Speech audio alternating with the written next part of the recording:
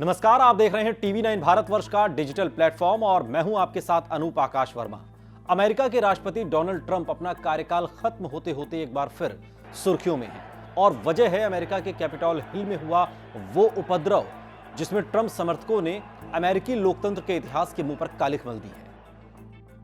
America के राष्ट्रपति के तौर पर भले डोनाल्ड ट्रंप का सियासी सफर साल 2016 में शुरू होता है, मगर डोनाल्ड ट्रंप की विचित्र शख्सियत को समझना है तो करीब 2 दशक पीछे चलना होगा, वहां जहां से व्यापारी ट्रंप का सियासी शंखनाद होता है।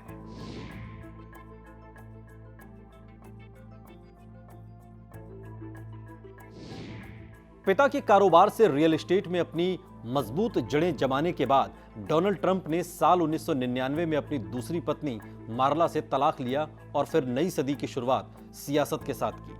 ट्रंप की राजनीतिक पारी साल 2001 में डेमोक्रेटिक पार्टी के साथ शुरू हुई।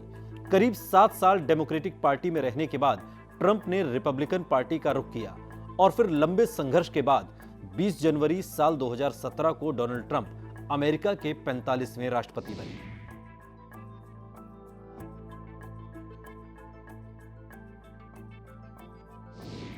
राष्ट्रपति बनने के बाद डोनाल्ड ट्रंप ने कुछ ताबड़तोड़ फैसले लिए और एक हफ्ते के अंदर 6 कार्यकारी आदेशों पर हस्ताक्षर किए। ट्रंप के शुरुआती 6 बड़े फैसलों में ओबामा केयर स्कीम को बंद करना, ट्रांस पैसिफिक साझेदारी वार्ता, कीस्टोन एक्सएल को हरी झंडी, डकोटा एक्सेस पाइपलाइन निर्माण परियोजनाओं को अनलॉक करना, सीमा सुरक्षा को मजबूत करना, मैक्सिको सिटी पॉलिसी की फिर स्थापना शामिल है।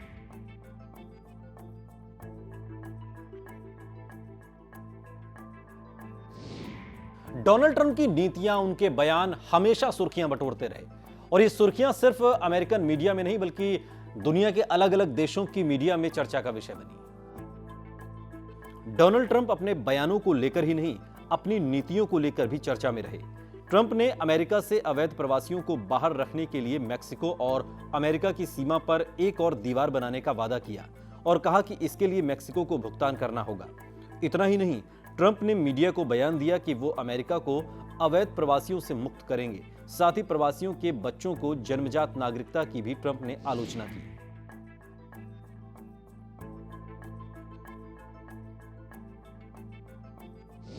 नवंबर 2015 में पेरिस पर हुए हमले के बाद डोनाल्ड ट्रंप ने एक बड़ा एक्शन लेते हुए कुछ मुस्लिम देशों से आने वाले लोगों को अमेरिका में उनके प्रवेश पर पाबंदी लगा दी।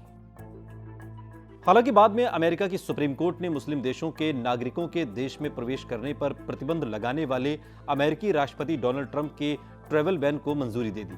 सुरक्षा कारणों से 6 मुस्लिम आबादी वाले देशों के नागरिकों के देश पर ट्रैवल बैन के पक्ष में सुप्रीम कोर्ट के 9 जजों में से 7 ने इसके पक्ष में और 2 ने इसके विरोध में मत दिया।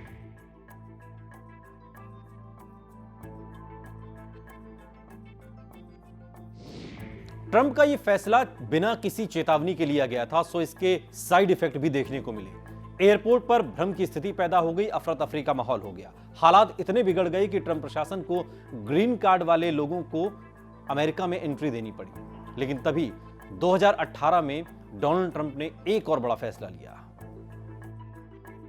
दरअसल ट्रंप प्रशासन ने अवैध प्रवासियों को लेकर सीमा पर जीरो टॉलरेंस की आवर्जन नीति अपनाई।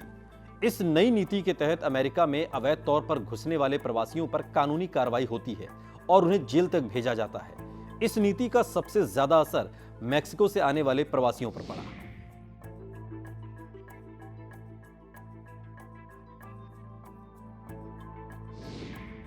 अपने कार्यकाल में डोनाल्ड ट्रंप ने एक और बड़ा ऐतिहासिक कदम उठाया। डोनाल्ड ट्रंप ने उत्तर कोरिया के तानाशाह किम जोंग उन से असैन्य क्षेत्र में मुलाकात की। इसके बाद किम जोंग उन के साथ डोनाल्ड ट्रंप उत्तर कोरिया की सरजमी पर पहुंचे। इसके बाद ही डोनाल्ड ट्रंप ऐसे पहले अमेरिकी राष्ट्रपति बन गए जिसने उत्तर कोरिया की सरजमी पर कदम रखा। और इतना ही नहीं, अमेरिकी राष्ट्रपति डोनाल्ड ट्रंप ने किम जोंग उन को व्हाइट हाउस में आने का न्योता भी दिया। डोनाल्ड ट्रंप और किम ने इस मुलाकात को ऐतिहासिक करार दिया।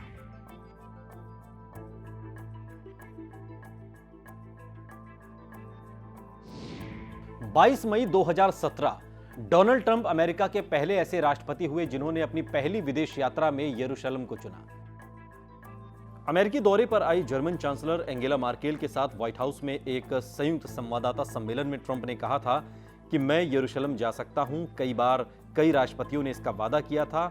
वे सभी चुनावी वादा करते रहे, लेकिन इस दिशा में कोई काम नहीं हुआ। मैं इस काम को करके दिखाऊंगा।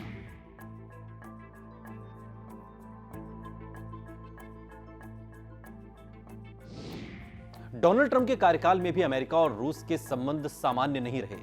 परमाणु संस्थानों में हुए साइबर अटैक के बाद अमेरिका ने रूस को चेतावनी दी, एक तरीके से धमकी दी कि वो अपने दोनों वाणिज्यिक दूतावासों को बंद कर देगा। ट्रंप प्रशासन ने इस बारे में अमेरिकी कांग्रेस को भी आधिकारिक रूप से सूचना दी। माना गया कि अमेरिका में जो साइबर अटैक हुआ उसमें संदिग्ध रूसी हैकर्स का ही हाथ है, जिसके बाद अमेरिका ने अपने संबंधों को तत्काल प्रभाव से कम करने का फैसला किया।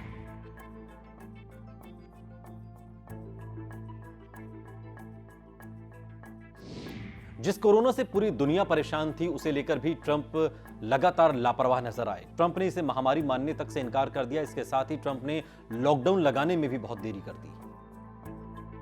कोरोना का जो विकराल रूप अमेरिका ने देखा, इसके पीछे भी डोनाल्ड ट्रंप की लचर प्रशासन व्यवस्था थी। ट्रंप ने समय रहते कोरोना की गंभीरता को नहीं समझा। जब पूरी दुनिया में लॉकडाउन लगाया जा रहा था, तब भी अमेरिका में सब कुछ खुला हुआ था, जबकि अमेरिका में कोरोना के केस और मरने वालों का आंकड़ा लगातार बढ़ रहा था। बतौर राष्ट्रपति डोनाल्ड ट्रंप के कार्यकाल का मूल्यांकन करें तो डोनाल्ड ट्रंप एक मंझे हुए राजनेता नजर नहीं आते।